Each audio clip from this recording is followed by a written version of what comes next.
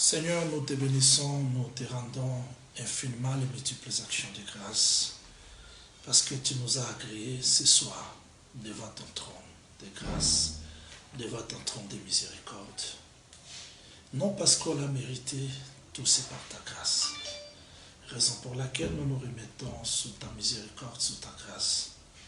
Nous voulons que tu nous assistes, que tu nous parles, que tu ajoutes un plus dans notre foi. Nous repoussons tout ce qui ne te confesse pas. Nous les renvoyons loin de notre foi au nom de Christ Jésus. Nous voulons que tu nous viennes en aide, que tu nous assistes. Dans le nom précieux de notre Seigneur Jésus-Christ, nous avons ainsi prié. Amen. Shalom bien-aimés, shalom, là où vous avez eu l'occasion de nous suivre aujourd'hui. C'est vrai, des jours nous n'étions pas là, compte tenu des travaux et la chair a été toujours faible, raison pour laquelle nous étions absents, mais par la grâce du Seigneur, nous continuons la marche. Je vous rappelle que les 2 jours, nous allons les récupérer. Nous allons les récupérer parce que c'était un fardeau, une charge que le Seigneur avait mise dans notre cœur pour partager ensemble avec vous. Oui, nous voulons prier, mais avant la prière, comme je l'ai toujours dit, nous devons écouter l'instruction, recevoir l'instruction du Seigneur qui nous introduira dans la prière. Je sais que vous êtes nombreux, je vous salue. Je veux que les directs de ce soir soient réellement la réponse, le réconfort à toutes les questions que nous pouvons nous poser dans notre vie. Je suis dans le livre de Romains chapitre 11. Romains chapitre 11, je commence la lecture à partir du verset 33. Je descends jusqu'au 36e verset. Romains chapitre 11, verset 33 jusqu'au 36e verset, il est écrit: ô profondeur de la richesse, de la sagesse, de la science de Dieu, que ses jugements sont insondables et ses voies incompréhensibles. Car qui a connu la pensée du Seigneur, ou qui a été son conseiller, qui lui a donné le premier pour qu'il ait à recevoir en retour?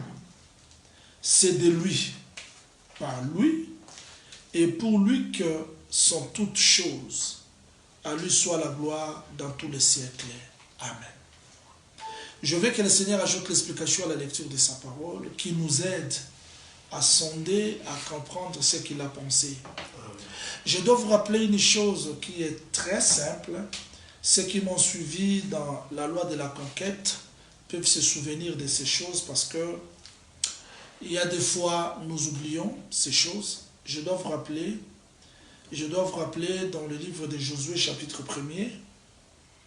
Josué chapitre 1er, je commence la lecture à partir du 2e verset. Moïse, mon serviteur, est mort. Maintenant, lève-toi, passe ce Jourdain, toi et tout ce peuple, pour entrer dans les pays que je donne aux enfants d'Israël. Première leçon, nous trouvons Canaan, c'était don.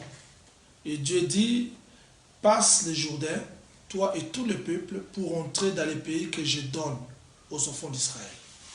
Aucun Israélite n'a mérité Canaan, c'était don. Et Dieu dit, c'était don.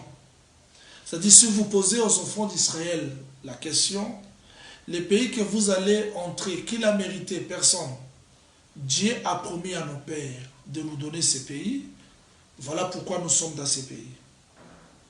Mais ce n'est pas le tout. Dieu ajoute, il dit, tout lieu que foulera la plate de votre pied, je vous le donne, comme je l'ai dit à Moïse. Finalement, ces dons-là doivent être foulés aux pieds.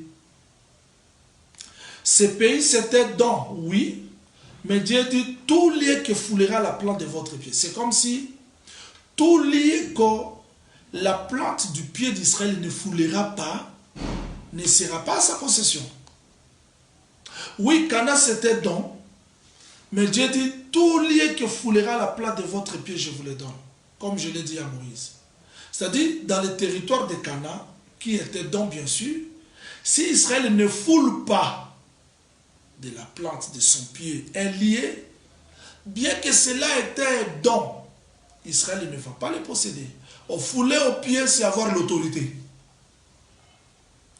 Fouler aux pieds, c'est avoir l'autorité. Voilà pourquoi, dans le livre de Genèse, chapitre 3, verset 15, le Seigneur avait dit que serpent, la sémence de la femme t'écrasera la tête. Or, nous comprenons, d'après les textes bibliques, que fouler aux pieds, c'est-à-dire avoir l'autorité sur ces lieux-là. C'est-à-dire, quand vous foulez au pied un lieu, ce lieu devient comme un marchepied. Donc par là, nous comprenons, bien que Cana c'était don, mais Israël doit faire un acte. Israël doit conquérir. Donc ils doivent conquérir pour récupérer les dons que Dieu leur a promis. C'est l'échec, si nous connaissons beaucoup d'échecs aujourd'hui, parce que nous nous arrêtons seulement à la première portion, alors que la parole doit être considérée dans sa totalité. La première portion, Dieu nous a donné tout en Jésus-Christ, nous disons Amen. Tout, c'est les dons de Dieu, oui. Mais il y a deuxième détail, chacun de nous doit se lever, marcher, combattre pour récupérer ce que Dieu lui a donné comme don. Nous avons tout réussi, comme les dons, oui. Je dois vous rappeler parce que c'était un enseignement que j'ai donné ça beaucoup du temps quand je parlais de la conquête de Canaan. Josué envoie les espions. Ils ont espionné, exploré Canaan. Au retour, ils déposent les rapports sous la forme d'un livre. Et Josué a commencé à tirer au sort. Maintenant, si vous posez aux enfants d'Israël comment vous avez réussi Canaan, ils vont vous répondre, nous avons réussi Canaan par le tirage au sort.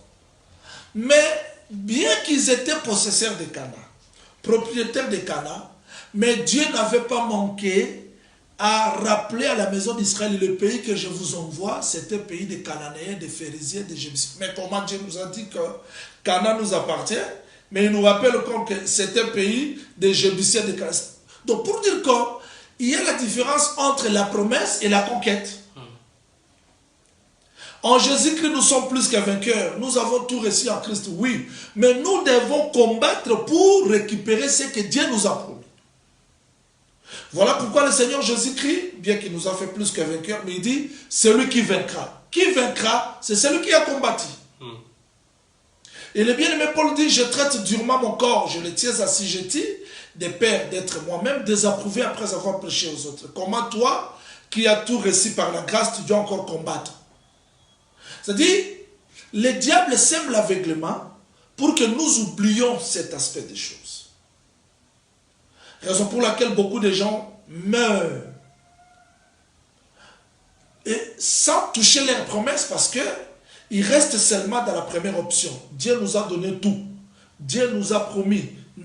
Je ne veux pas mourir sans toucher les promesses de Dieu. Mais Israël est mort dans le désert sans toucher les promesses de Dieu. Parce qu'il y a la différence entre l'appel, entre ce que Dieu vous promet et l'acquisition. C'est-à-dire que vous devez respecter la procédure de Dieu pour entrer dans la promesse que Dieu vous a promis. Vous a donné. C'est-à-dire la promesse est gratuite.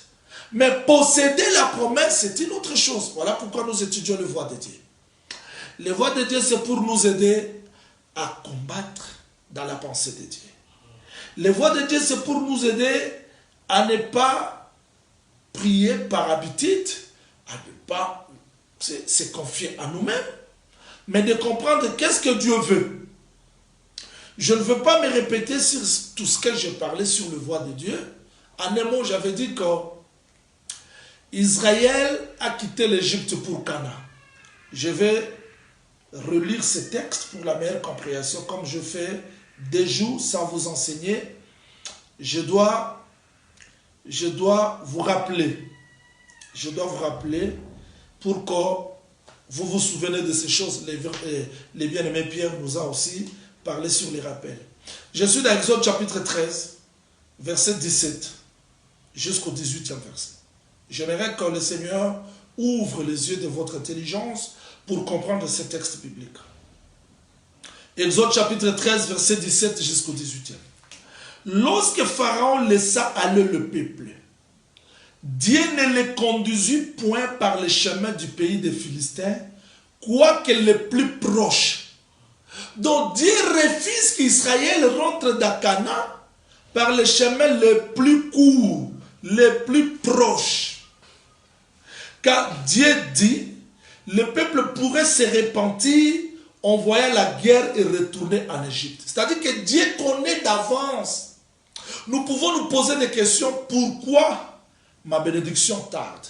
Pourquoi Dieu m'a promis tard? Dieu connaît que le raccourci ne va pas vous faciliter la tâche. Voilà pourquoi il n'a pas permis qu'Israël rentre dans Canaan par le pays le plus proche. Parce que Dieu voit déjà bien avant. Il dit, le peuple pourrait se repentir en voyant la guerre et retourner en Égypte. Mais Dieu fit faire au peuple un détour par le chemin du désert. Comment je marche avec Dieu, mais Dieu me fait passer par un détour. Le détour, c'est ça le voie de Dieu que nous étudions. Comme je l'ai toujours dit et répété, Canaan, Égypte, Égypte, Canaan, c'était chemin conduit par les enfants d'Israël. Mais quand Dieu est venu le prendre, les conduire, il les a fait un détour. C'est là où nous abandonnons, c'est là où nous ne comprenons pas. Et Dieu veut, par ses exhortations, par ses enseignements, par la prédication d'aujourd'hui, que vous cessez de vous plaindre. Si vous êtes sur le détour, comprenez que Dieu nous connaît plus que nous-mêmes. Parce que l'homme aime le raccourci. Combien de gens n'ont pas touché les promesses de Dieu à cause des raccourcis? Parce que le cœur de l'homme ne supporte pas le chemin voulu par Dieu. C'est ça le voie. Le voie de Dieu, c'est pour nous ramener à nous soumettre à la volonté de Dieu, à la pensée de Dieu. Chose qui n'est pas facile. Ici, j'insiste. Le voie de Dieu, c'est pour tout le monde, qui que vous soyez. On a jeûné. Mais est-ce que ce jeûne, ces prières que nous avons faites, on les a faites dans le voie de Dieu? Est-ce que ces prières-là faites autrefois, des jeûnes qu'on a multipliés, c'est dans le voie de Dieu? C'est ça l'importance de notre enseignement, parce qu'on risquerait de voir comme si Dieu n'écoute pas, Dieu n'exauce pas, alors que vous n'êtes pas dans le voie de Dieu. Le bien-aimé Paul dit ceci. Aujourd'hui, nous allons parler d'Ésaïe chapitre 55, mais dans une autre façon. Il dit, ô profondeur de la richesse, de la sagesse, de la science de Dieu. Il dit, la sagesse, la science de Dieu est profonde. Il dit, que ses jugements sont insondables et ses voies incompréhensibles. Voilà Ésaïe chapitre 55, verset 8 jusqu'à 9e verset. Mes pensées ne sont pas vos pensées. Mes voix ne sont pas vos voix. Autant que les cieux sont élevés de la terre, mes pensées, mes voix sont élevées au-dessus de vos pensées, au-dessus de vos voix. Et c'est ce que le frère Paul répète ici. Il dit profondeur de la richesse, de la sagesse, de la science de Dieu, que ses jugements sont insondables et ses voies incompréhensibles. Il y a des fois nous échouons, c'est parce que l'homme naturel ne peut pas comprendre le voie de Dieu. Comment Joseph peut dire à ses frères, ce n'est pas vous qui m'avez vendu, ce n'est pas vous qui m'avez envoyé ici, mais c'était l'Éternel. C'est-à-dire que Dieu a envoyé Joseph par la haine, par la jalousie. C'était ça le voie de Dieu. Joseph a compris le voie de Dieu. Voilà pourquoi il ne pouvait pas venger ses frères. Il y a des fois, nous ne comprenons pas les voies de Dieu parce que ces voies, comme le bien-aimé Paul a dit, sont incompréhensibles. L'homme aime marcher dans ses propres voies. Mais je vais vous expliquer aujourd'hui qu'est-ce que les voies de Dieu font dans la vie de l'homme.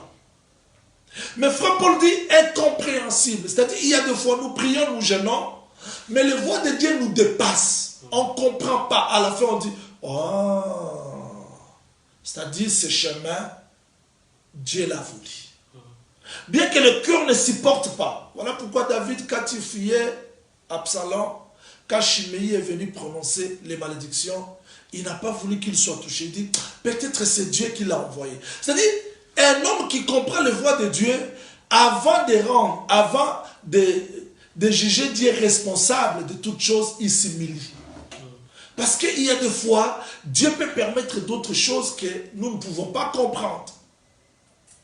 Comment Dieu pouvait venir prendre le corps d'un homme, monter à la croix de Golgotha, mourir, et vous prêcher aux enfants d'Israël que c'est le Dieu d'autrefois. Il ne peut pas comprendre. Parce que c'est ça le voix de Dieu. Le voix de Dieu échappe toujours à la sagesse humaine. Il est né. Je crois qu'à ce temps-là, il pouvait y avoir des maternités, parce qu'on nous a parlé des sages-femmes. Mais Jésus, à la place d'être né dans une maternité, Marie l'amène quelque part dans la crèche. Elle dépose Jésus là. Voilà la voix de Dieu. C'est incompréhensible. Maintenant, qui pouvait comprendre que celui qui est déposé dans la crèche là, c'est le Fils de Dieu? C'est le Dieu d'autrefois. Impossible. Voilà comment est-ce que Dieu nous échappe. Dans le moindre détail. Voilà pourquoi nous sommes dans l'obligation de comprendre la voix de Dieu dans nos vies.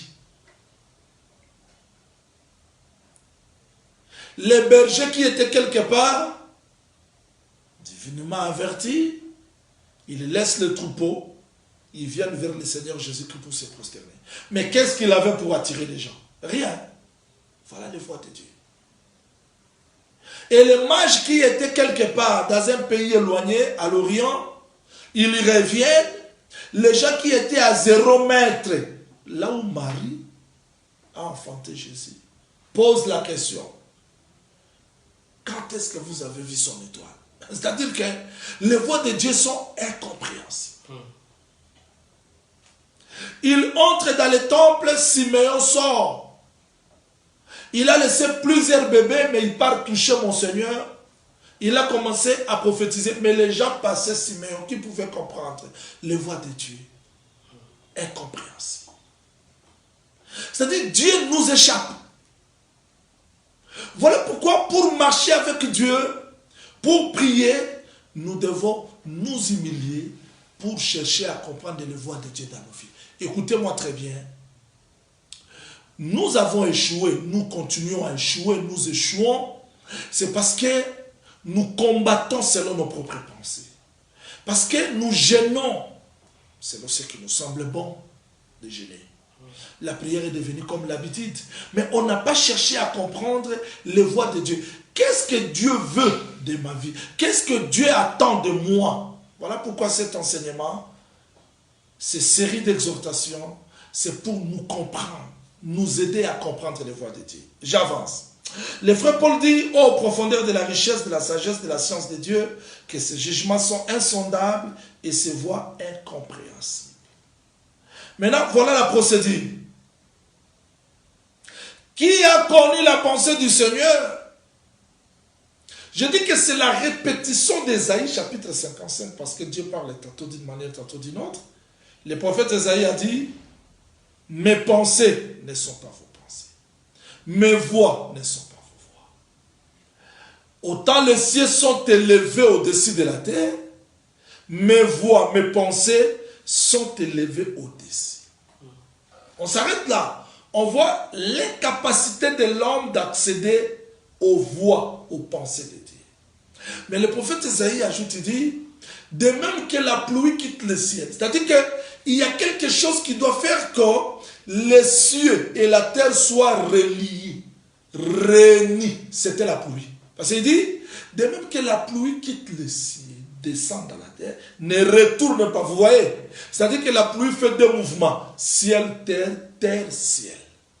Il dit, la pluie quitte le ciel, descend à la terre, ne retourne pas, sans avoir accompli la volonté de Dieu, ou sur la terre. Voilà pourquoi Jésus-Christ a dit, quand vous priez, dites que ta volonté soit faite sur la terre comme au ciel. Parce que c'était lui la pluie qui a quitté le ciel pour amener la pensée, les voix de Dieu sur cette terre. C'est ce que le frère Paul dit ici. Il dit, bien que ces jugements sont insondables, ses voies incompréhensibles. Là, l'homme est séparé de Dieu, les cieux et la terre. Mais il dit, qui a connu la pensée du Seigneur? Parce que je vous ai dit que les voies marchent ensemble avec les pensées. Ce que je fais, c'est ce que j'ai pensé. Je suis aujourd'hui ici parce que j'ai pensé que je devrais être là. Tu es là parce que tu as pensé. Voilà pourquoi j'insiste pour faire comprendre aux enfants de Dieu, aux hommes de Dieu, aux servantes, serviteurs de Dieu, que la vraie bataille ne se livre pas à l'extérieur, mais à l'intérieur de nous. Quelqu'un qui ne sait pas contrôler ses pensées, quelqu'un qui ne sait pas maîtriser ses pensées, ses voix, seront les voix des hommes. Parce que le champ de bataille, c'est la pensée de l'homme. Maintenant, frère Paul cherche. Qui a connu la pensée du Seigneur? Pourquoi? Parce que ses jugements sont insondables, ses voies incompréhensibles. Maintenant, frère Paul cherchait qui a connu la pensée du Seigneur, qui a été son conseiller, qui lui a donné le premier pour qu'il ait à recevoir en retour. Mais parce que l'homme est séparé de Dieu, ses pensées ne sont pas les pensées de Dieu. Ses voix ne sont pas les voix de Dieu. Maintenant, frère Paul cherchait un intermédiaire. Voilà pourquoi frère Job dit, Dieu, s'il y a un arbitre, s'il y a un arbitre entre moi et toi, qu'il pose sa main entre nous deux. C'est-à-dire que Job savait que si Dieu pouvait avoir un arbitre, l'arbitre allait poser la main entre Dieu et Job. Et je pouvais répondre si j'étais là. Je pouvais dire ceci à frère Job.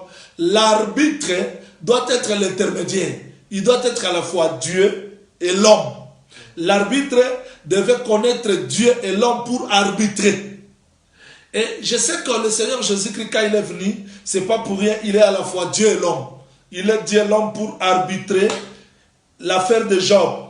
Donc pour arbitrer la cause de Job, pour arbitrer la pensée de Job. Or, nous comprenons qu'en réalité, ici frère Paul cherche un homme qui a connu la pensée du Seigneur, qui a été son conseiller, et qui lui a donné le premier pour qu'il ait à recevoir en retour. Ici, je montre la procédure, c'est-à-dire la procédure qui fait entrer l'homme dans les pensées de Dieu. Je veux que le Seigneur ajoute l'explication à la lecture de sa parole. Écoutez-moi très bien. Maintenant, frère Paul répond.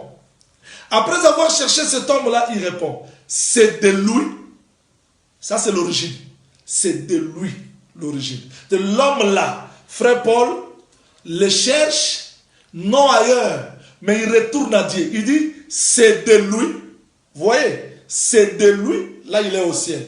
C'est de lui, là il voit l'origine. C'est de lui, il voit la source. C'est de lui, il voit Dieu lui-même. Par lui, là frère Paul, parce que notre évangile explique même les grammaires. C'est-à-dire, il a quitté de, il devient par. C'est-à-dire, c'est de lui, la source.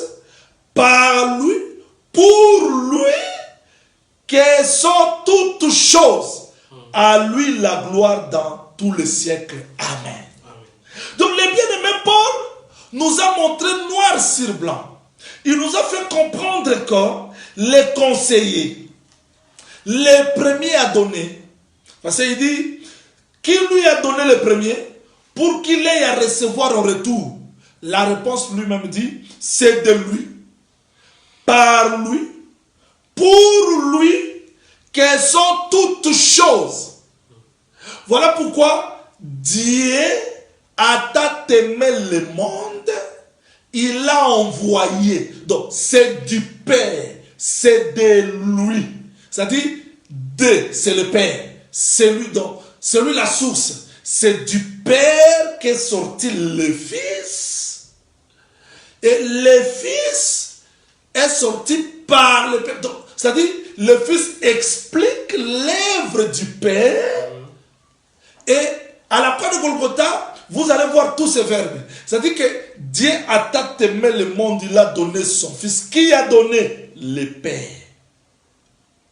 Et le Seigneur Jésus-Christ dit, personne ne m'ôte la vie, moi-même je donne ma vie et je peux la reprendre. C'est-à-dire que Dieu a donné, Jésus-Christ s'est donné, Hébreu dit par un esprit éternel. C'est-à-dire à la croix de Golgotha, c'est de lui, par lui et pour lui. C'est là où nous voyons qu'en réalité, l'homme pour accéder à la pensée, aux voies, il a besoin de celui qui est l'origine de toutes choses, par lui et pour lui. C'est ça Jésus-Christ le même hier, aujourd'hui, éternellement. Donc celui qui est élevé au-dessus de tous, celui qui est en tous et parmi tous, c'est ça l'œuvre du Père, Fils et l'Esprit.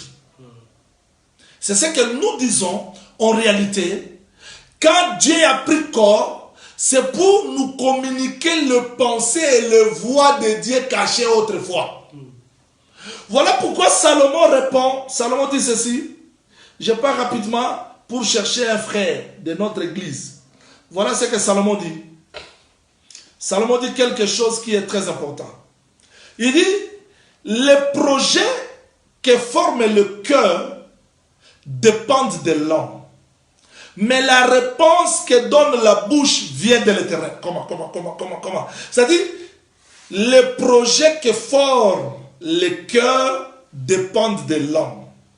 Mais la réponse que donne la bouche vient de l'Éternel. Toutes les voies de l'homme sont pires à ses yeux, mais celui qui pèse les esprits, c'est l'Éternel. C'est-à-dire, on ne peut pas entrer dans les voies de Dieu, on ne peut pas comprendre les voies de Dieu si je reste dans mes propres voies. Mais pourquoi Salomon dit que le projet que forme le cœur dépend de l'homme, mais la réponse que donne la bouche vient de l'Éternel? Ça signifie quoi au juste?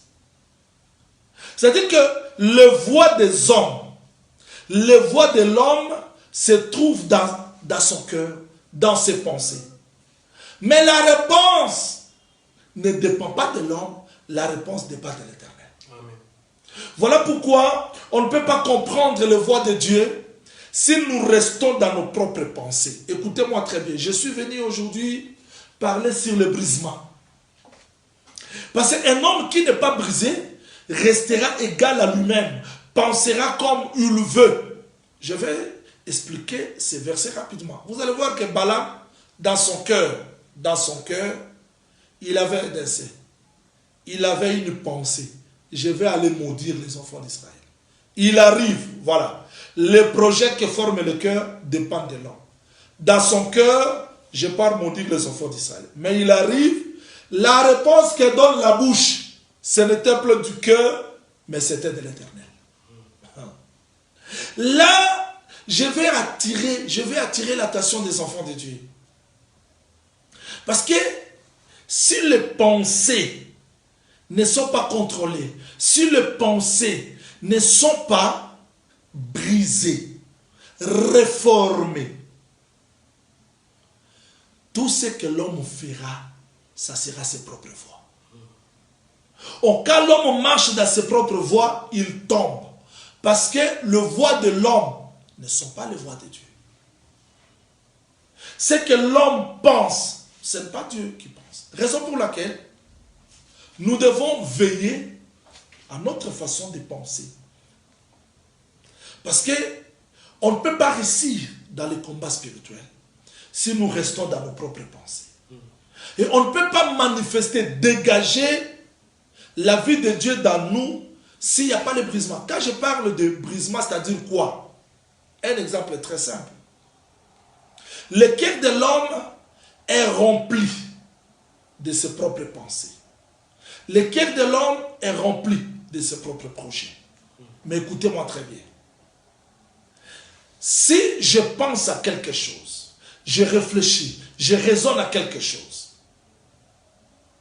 sans m'abaisser à ce que Dieu veut, je tombe. Je tombe parce que tout ce que je pense, c'est pas ça la volonté de Dieu. Raison pour laquelle aujourd'hui, je parlais des décisions que nous prenons. Que les décisions que nous prenons, ce sont des graines que nous semons. Je parlais de marque du pardon. Aujourd'hui, je viens parler sur le brisement. C'est-à-dire, le pensée des hommes détermine leur voie. Or, quand l'homme marche dans ses propres pensées, dans ses propres voies, il ne peut pas comprendre les choses de Dieu. La solution, c'est simple. C'est passer par le brisement. Passer par le brisement, c'est-à-dire accepter que le moi soit détruit. Accepter que ce que je veux soit détruit. Écoutez-moi très bien. Je vais illustrer ça d'une chose très simple pour que vous compreniez. La sœur Marie entre là où était Jésus. Elle est entrée avec un vase de parfum. Quand Marie est entrée avec le vase de parfum, les gens qui étaient dans cette chambre, personne n'a su la valeur du parfum. Suivez-moi très bien. Donc quand elle est entrée avec le vase de parfum, personne ne comprenait que le parfum est entré dans cette maison. Elle pouvait rester, laisser le parfum là, du matin jusqu'au soir. Personne n'allait se rendre compte que ce parfum ici est de grande valeur. Mais quand Marie a brisé le parfum, c'est alors que l'odeur est sortie. C'est-à-dire, beaucoup de promesses dans nos vies. Mais parce qu'il n'y a pas encore le brisement dans nous, il n'y a pas moyen que l'odeur qui est dans nous soit répandue. Amen.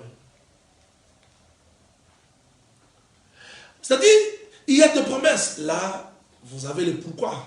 Vous savez, le pourquoi de ça, le vrai parfait, c'est le Seigneur Jésus. Quand il est entré dans le monde, personne ne l'a connu. Mais quand il monte à la croix de Golgotha, on l'a brisé, c'est alors que l'odeur s'est répandue partout dans le monde entier. Alors, tel qu'il est, tel que nous sommes, parce que Gédéon était clair, il a dit, regardez ce que moi je veux faire. Vous allez reproduire ce que moi je fais. Gédéon avait le vase, et dans le vase, il y avait le flambeau. Quand il a sonné la trompette, il a brisé le vase, le flambeau est sorti, et tout le monde a fait de même, c'est alors qu'Israël était devenu victorieux. Alors, le vase de terre, c'est le corps que nous portons. Dans ce vase de terre, il y a le flambeau, la lumière. Jésus-Christ monte à la croix de Golgotha, après la trompette, son corps était brisé, le flambeau est sorti pour éclairer aujourd'hui le monde. Nous devons faire de même, la parole doit nous briser pour que le moi disparaisse, afin que la gloire de Dieu qui est dans nous se manifeste. C'est-à-dire les pensées de l'homme. Les pensées de l'homme, c'est ça le centre du combat. Écoutez-moi très bien. Ce n'est pas pour rien le frère Paul, quand il parle des réalités des combats spirituels, voilà ce qu'il dit. Je parle rapidement parce que c'est une exhortation de la prière. Nous voulons prier. Voilà ce que frère Paul dit. Il dit, dans 2 Corinthiens chapitre 10, verset 4 jusqu'au 5e verset, il dit, car les armes avec lesquelles nous combattons ne sont pas charnelles, mais elles sont puissantes par la vertu de Dieu pour renverser les forteresses. Nous renversons les raisonnements et toute hauteur qui s'élève contre la connaissance de Dieu. J'aimerais que vous reteniez bien ce texte, s'il vous plaît, retenez bien ce texte. Il dit, nous renversons les raisonnements et toute hauteur qui s'élève contre la connaissance de Dieu. La connaissance de Dieu dit quoi? Et cette hauteur qui s'élève contre la connaissance de Dieu fait quoi? Et nous amenons toute pensée captive à l'obéissance de Christ. C'est-à-dire qu'une pensée rebelle amène l'homme à marcher dans ses propres voies. Amen. Mais une pensée captive, c'est-à-dire un enfant de Dieu, c'est quelqu'un qui, ses pensées sont captives. Or, pour que les pensées soient captives, il faut que la parole puisse briser le moi de l'homme. Je dois vous rappeler un verset. Je reviens là vite pour expliquer parce que tout le monde va me comprendre là-bas. Écoutez ce que frère Paul dit. Frère Paul dit ceci. Dans Romains chapitre 7, verset 4. Il dit, de même mes frères, vous aussi, vous avez été par le corps de Christ mis à mort en ce qui concerne la loi. C'est-à-dire que quand Christ est mort à la croix de Golgotha, nous sommes morts avec lui. Pour que nous portons le fruit pour Dieu. Car lorsque nous étions dans la chair, les passions des péchés provoqués par la loi agissaient dans nos membres, de sorte que nous portons des fruits pour la mort. Ici, le frère Paul parle du brisement. C'est-à-dire, en réalité, si les raisonnements de l'homme les conduit, les dirige, ces raisonnements-là sera ennemi. Parce que frère Paul dit quoi? Frère Paul dit quoi? Relisons ce texte. Voilà ce qu'il dit. Il dit, nous renversons les raisonnements et tout auteur qui s'élève contre la connaissance de Dieu. La connaissance de Dieu est là. Il y a aussi le raisonnement qui est là. Et ces raisonnements s'élèvent à la hauteur de la connaissance de Dieu. Maintenant, si le raisonnement s'élève à la hauteur de la connaissance de Dieu, vous n'allez pas avancer, vous n'allez pas vaincre. Parce que si Dieu dit ça, vos raisonnements disent ça. Si la connaissance dit ça, vos pensées disent ça. Vous n'allez pas marcher dans les voies de Dieu.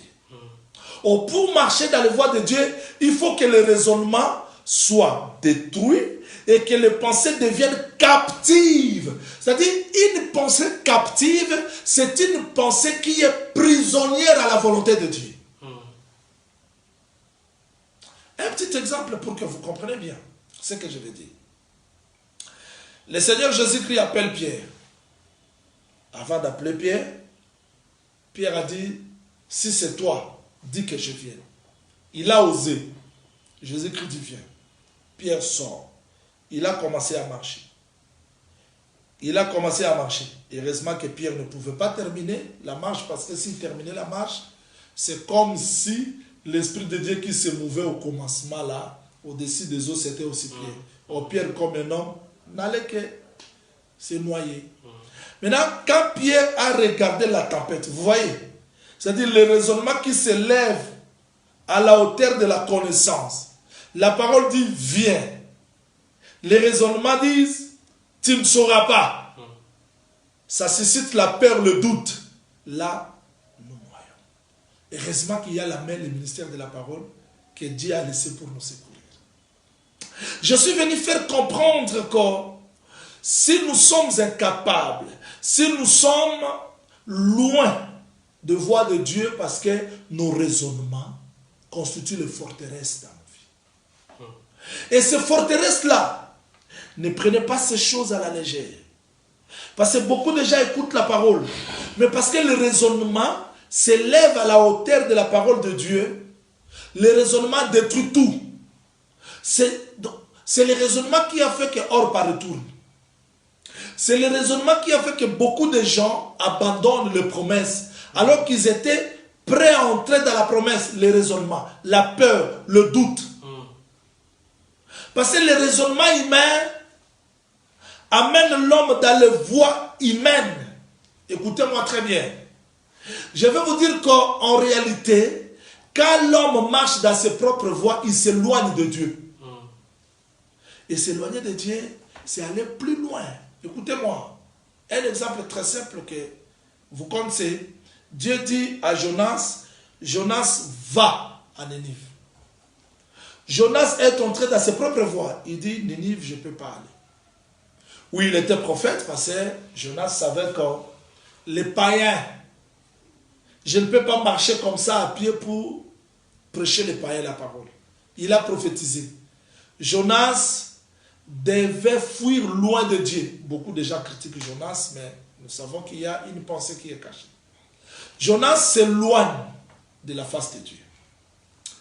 Il va à Tarsis. Mais arrivé dans Jaffo, le texte dit, Jonas descendit à Jaffo. Vous voyez, Jonas descendit à Jaffo. Il est entré dans Jaffo. Il y a un navire. Le texte dit, Jonas entrait dans la navire, il descendit. Donc Jonas est descendu dans Jaffo. Jonas est descendu dans le navire. Donc il y a la descente, la descente.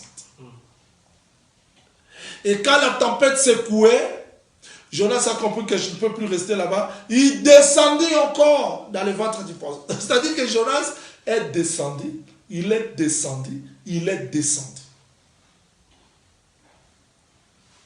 Et merci Seigneur parce que, comme il était dans la promesse, le poisson est allé vomir Jonas. Et Jonas devait remonter à Ninive. C'est-à-dire, quand on s'éloigne de Dieu, on descend, on descend, on descend. Vous savez que quand Dieu a pris ce corps, c'est le corps de l'éloignement. Voilà pourquoi il devait descendre à la croix, descendre dans le séjour des morts, pour que le troisième jour il soit ressuscité. Donc quand l'homme reste dans ce corps, il s'éloigne de Dieu, parce que s'éloigner de Dieu, c'est rester dans ses propres pensées. Les pensées, c'est ça l'origine de nos échecs.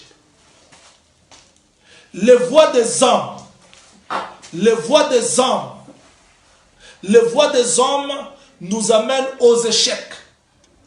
Les voix des hommes nous amènent aux échecs. Les voix des hommes, c'est ça la défaite. Les voix des hommes, ce sont ce qui amène l'homme dans la défaite. Les voix des hommes. Et dans le raisonnement humain, c'est là où nous échouons. Nous échouons pourquoi? Nous échouons, c'est parce que l'homme naturel ne peut pas supporter ou comprendre la pensée de Dieu. Raison pour laquelle je vais insister parce que nous voulons prier. Nous conduire parce que, une fois que nous sommes dirigés par nos propres pensées, nous tombons. Lisons un texte. Lisons un texte. Frère Jean-Didier, que le Seigneur te bénisse. Je suis l'émission au volant. Que le Seigneur te garde, mon frère. Romains chapitre 4. Romains chapitre 4. Je vais lire un texte. Parce que je veux qu'aujourd'hui, les forteresses là soient détruites. Je vous montre tout à l'heure comment est-ce que les forteresses sont construites dans nos vies. Romains chapitre 4. Verset 17. Et je descends. Selon qu'il est écrit, j'étais établi père d'un grand nombre de nations. Il est notre Père devant celui auquel il a crié. Dieu qui donne la vie aux morts et qui appelle les choses qui ne sont pas comme si elles étaient. Ici, je vais donner le remède aux gens qui sont dirigés selon leur propre raisonnement. Dieu donne la mort, la vie aux morts, espérant contre toute espérance. Il crie en sorte qu'il devait perdre un grand nombre de nations, selon ce qui lui avait été dit, telle sera ta postérité. Et sans faiblir dans la foi, il ne considéra pas que son corps était déjà usé, puisqu'il avait près de 100 ans, et que Sarah n'était plus en état d'avoir des enfants. Il ne douta pas par incrédulité au sujet de la promesse de Dieu, mais il fut fortifié par la foi, donnant gloire à Dieu. C'est-à-dire que ce qui a fortifié Abraham, ce n'était pas le raisonnement, mais c'était la foi. Amen. Le raisonnement, le diable construit les forteresses par des échecs que nous avons connus. Le diable va montrer les échecs que tu as connus dans ta vie. Diable va montrer les prières que tu as faites, comment est-ce que Dieu ne t'a pas répondu. Mais le diable ne te montrera pas la vie que tu as, c'est plus que l'argent que tu cherches. Le diable ne te montrera pas la santé que tu as, c'est plus que les gens qui ont beaucoup d'argent, plus que toi. Le diable ne te montrera pas les mariages que tu as, il te montrera plus les enfants que tu manques. Il te montrera. C'est ça les forteresses que le diable crée dans nos pensées. Le diable te montrera les échecs. Allez dans des soins intensifs, vous allez voir comment est-ce que les gens respirent. Vous allez comprendre que la vie que vous avez, c'est plus que l'argent que vous cherchez. Allez dans des morgues. Vous allez comprendre la grâce de Dieu dans votre vie. Le diable ne peut pas te montrer ça.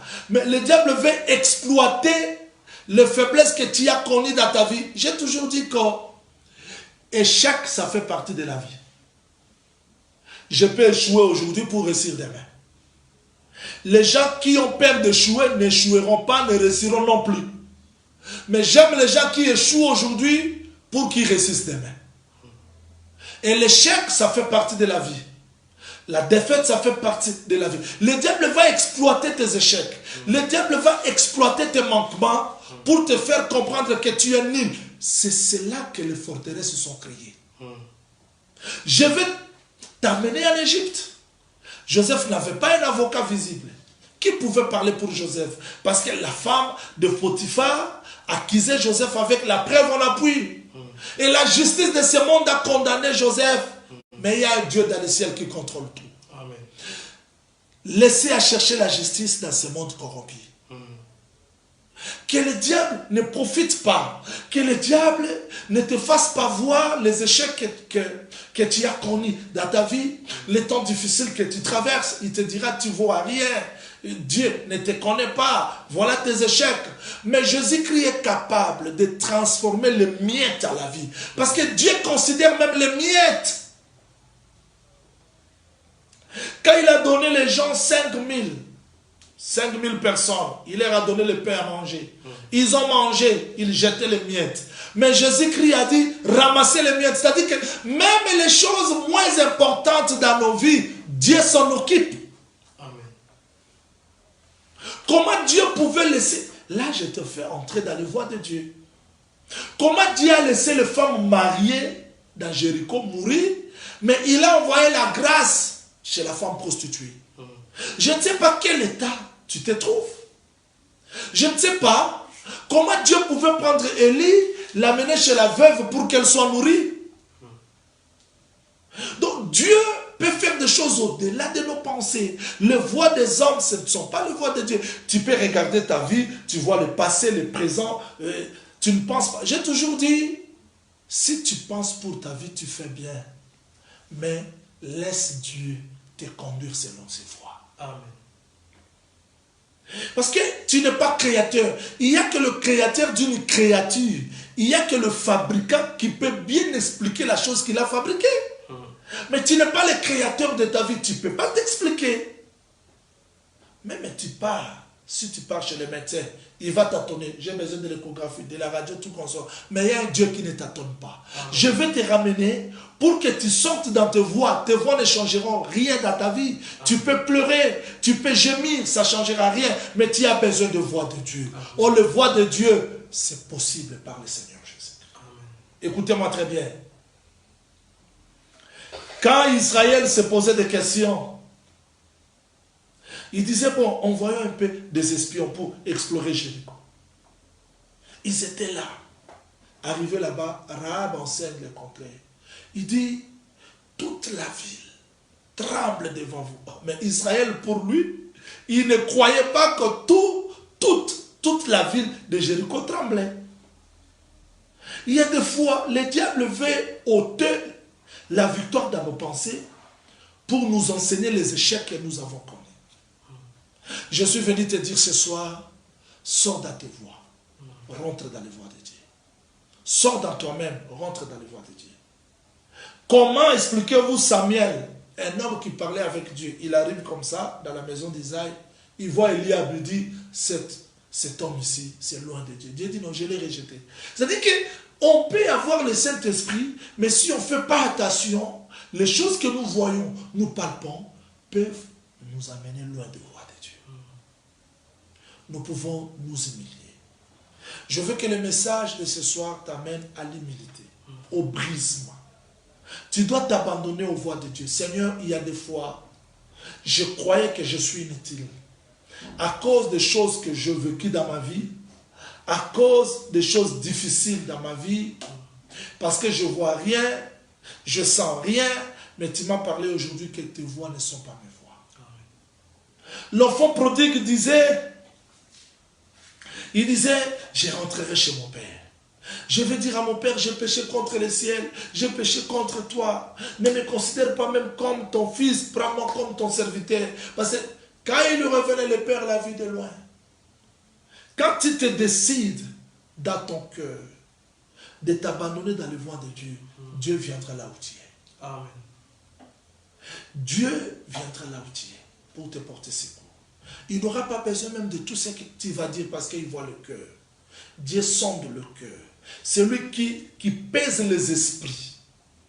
Il y a d'autres choses que nous parlons. Ce monde est rempli de flatteurs. Ce monde est rempli de l'hypocrisie. Ce monde rempli de duplicité. Mais Dieu qui pèse les esprits connaît tout. Tu n'as pas besoin de ce que les gens disent de toi, mais tu as besoin de comprendre le voix de Dieu. Amen. Quand l'enfant revenait, il s'est condamné. Je vais dire quoi, mon père? J'ai péché contre le ciel. J'ai péché contre toi. Ne me considère pas. Quelqu'un l'a arrêté. Le père a dit, quand il a commencé, papa, j'ai péché. Le père a arrêté ses paroles. Je veux que ce soir, Dieu arrête toute condamnation qui sort de ton cœur. Que l'œuvre de la croix soit la robe. Que l'œuvre de la croix soit l'anneau. Que l'œuvre de la croix soit l'animal que le Père avait ordonné, le veau gras, pour cet enfant qui était mort et revenu à la vie. Quand l'enfant parlait, c'était ça ses efforts, mais la grâce a couvert. Il dit, amenez la robe, amenez l'anneau, tuez le veau gras. Et Israël ne comprenait pas ça, parce qu'Israël est resté avec Dieu dans la loi, mais les sacrifices n'étaient pas donnés pour lui. Mais pour toi, égaré, toi qui étais allé loin de Dieu, le sacrifice a été préparé pour toi. Alors, tu dois sortir dans tes émotions, dans tes propres calculs, rentre dans les voies de Dieu, parce que le voie de Dieu, c'est la solution. Pour combattre dans la vie chrétienne, rentre dans les voies de Dieu. Cesse tes calculs humains, ça ne changera rien dans ta vie. Tu peux penser, tu peux raisonner pour nous épirer. Je vous ai toujours enseigné, ne te compare pas de celui qui est venu aujourd'hui, il a trouvé le mariage, il a trouvé des enfants. Reste là où Dieu veut que tu sois. Comprends les voies de Dieu, prie dans les voies de Dieu. Dieu est capable de t'envoyer le corbeau, Dieu est capable de t'envoyer chez la veuve de Sarepta, il est capable d'envoyer l'ange. Écoutez, le temps de l'ange, ce n'était plus le temps des corbeaux. Alors, parce que nous sommes pressés, l'homme cherche les raccourcis, alors que Dieu est capable de frayer un chemin pour notre vie. Tu peux nous faire confiance parce que tes calculs, depuis que tu as commencé à vivre dans tes calculs, ça n'a rien changé dans ta vie. Retourne dans les voies de Dieu. Nous voulons prier que Dieu nous brise. Nous avons besoin de brisement. Que le Seigneur nous brise, que Dieu brise nos propres voies et que Dieu nous conduise dans ces voies révélées dans le Seigneur Jésus-Christ. C'est lui l'homme qui a connu la pensée de Dieu. C'est lui le conseiller. C'est lui, la parole faite chair, est capable de nous conduire dans ces voies. Prions au nom de Seigneur Jésus-Christ. Seigneur Jésus, Dieu de toute éternité, Dieu de toute gloire, ce soir, nous étions devant ton trône de grâce. Ton trône de grâce parce que nous nous sentons faibles. Et nous savons que dans nous, il n'y a rien de bon. Il n'y a que ta grâce, ta parole qui peut nous soutenir. Jésus-Christ, fais-nous grâce. Fais-nous grâce, Papa. Fais-nous grâce, Yeshua Mashiach Shaddai. Fais-nous grâce, Dieu des esprits des prophètes. Fais-nous grâce, Dieu de la parole. Fais-nous grâce de vivre dans cette parole. Fais-nous grâce de vivre dans tes voies. Seigneur, brise-nous. Brise-nous. La chair est faible, Jésus. La chair est faible, Christ Jésus. La chair est faible, Christ Jésus. Fais-nous grâce de vivre dans ta parole. Il y a des fois, on a fait des calculs. Il y a des fois, on a été découragé parce qu'on a jeûné, on a prié dans les retraites, rien ne change dans nos vies. Mais tu nous as rappelé aujourd'hui que tes voix ne sont pas nos voix. Tu sais que nous sommes faibles dans ce corps, Jésus.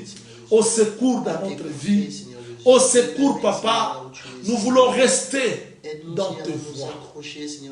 Et ce n'est pas facile. Parce que nos émotions, nos sentiments, nos voix ne sont pas nos voix.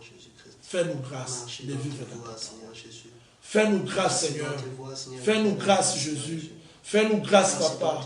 Fais-nous grâce, Dieu de gloire. Fais-nous grâce, Yeshua Mashiach Shaddai. Fais-nous grâce, le Dieu des esprits des prophètes. Fais-nous grâce, Papa. Fais-nous grâce, Jésus. Nous avons grandement besoin de toi, Papa. Nous avons grandement besoin de toi, Seigneur. Nous avons grandement besoin de toi, Père Céleste. Nous avons grandement besoin de toi, Jésus. Nous avons grandement besoin de toi, Père Céleste. Nous avons grandement besoin de toi, Jésus. Fais-nous grâce. Nous voulons que ta grâce nous accompagne. Nous voulons que ta grâce nous accompagne. Je prie pour ceux qui sont faibles. Je prie pour ceux qui manquent le mot Jésus. Accorde ta faveur, ta grâce. Au nom du Seigneur Jésus-Christ. Au nom du Seigneur Jésus-Christ. Nous voulons que ta grâce, ta miséricorde, Jésus, nous accompagne. Nous accorde la force de vaincre toute puissance de l'ennemi. Au nom du Seigneur Jésus-Christ, nous avons ainsi prié. Amen. Oui, nous sommes à la fin de notre direct aujourd'hui. Demain, nous serons là. N'ayez pas peur. N'ayez pas peur des épreuves, des échecs, des difficultés. Considère les voies de Dieu. Reste dans les voies de Dieu. Le Seigneur est capable. Il peut permettre que tu sois dans le feu, mais il ne permettra jamais que le feu te consume. N'ayez pas peur du feu que tu vois. Considère la promesse de Dieu plus que le feu. N'ayez pas peur de fausses lions. Considère la promesse de Dieu plus que de fausses lions. N'ayez pas peur de la vie que tu traverses aujourd'hui. Tu peux faire des calculs. Ça va commencer comment? Je ne sais pas. Ça va venir comment? Je ne sais pas.